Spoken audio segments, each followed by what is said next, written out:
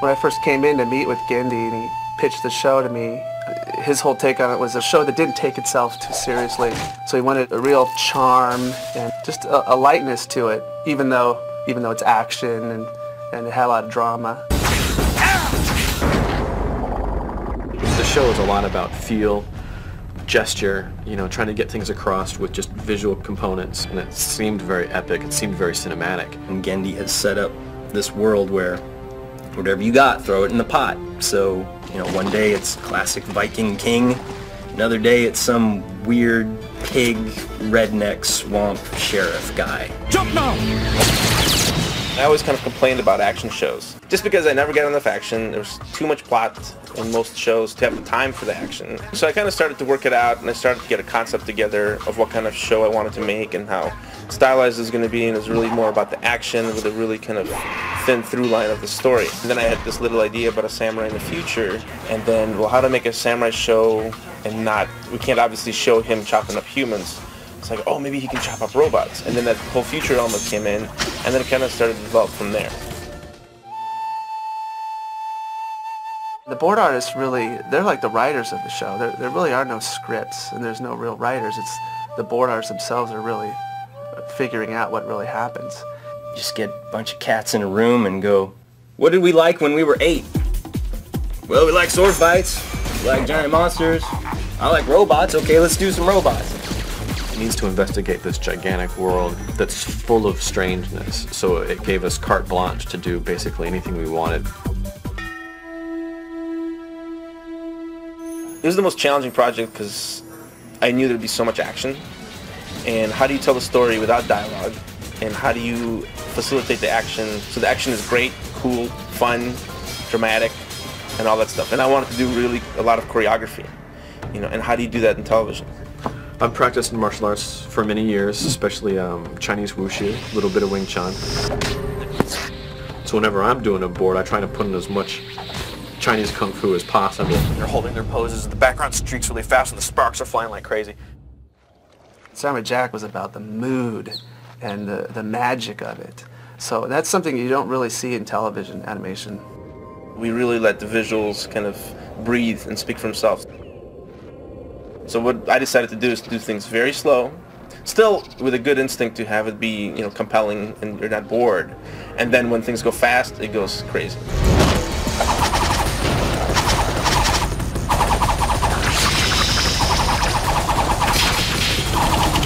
No matter how much fighting you do, you want more. That's what we started to learn. If you have a shot and it's 5 seconds, and you think it's got like 30 poses, right? When you watch it on film, it just goes by like that. So then we go, okay, well, let's do more. Let's do 60 poses. Then you're like, oh yeah, now it's awesome.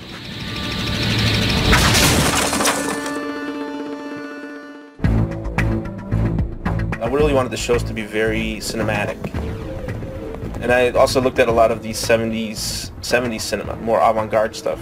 I looked at, Andromeda Strain, The Longest Yard, a lot of these movies that had a lot of split screen, and I thought it was a really good visual language.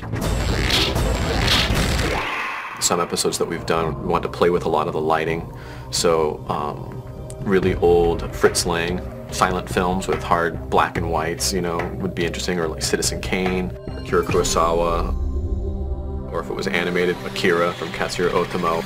It's even as random as Arnold Schwarzenegger's Conan the Barbarian. I mean, Genndy is very into conceptual, artistic, like color statements. The whole show kind of came together from simplicity, and I put it together as like white versus black over red.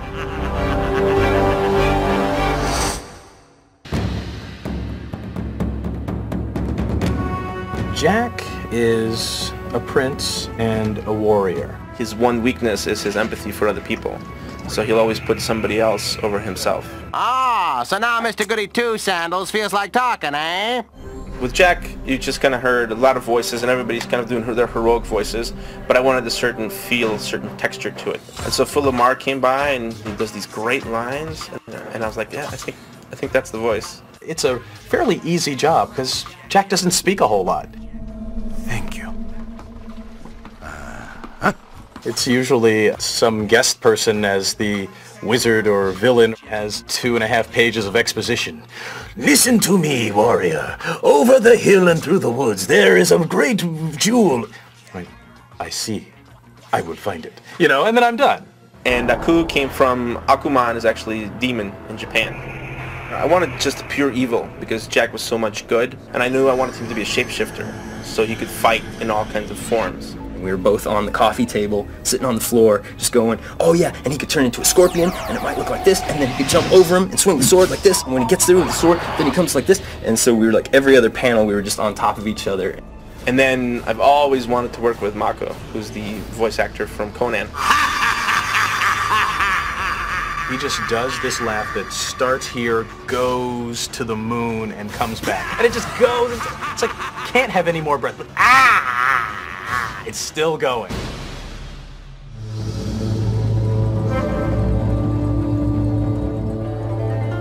One thing I can say about Jack is each episode is different from the next.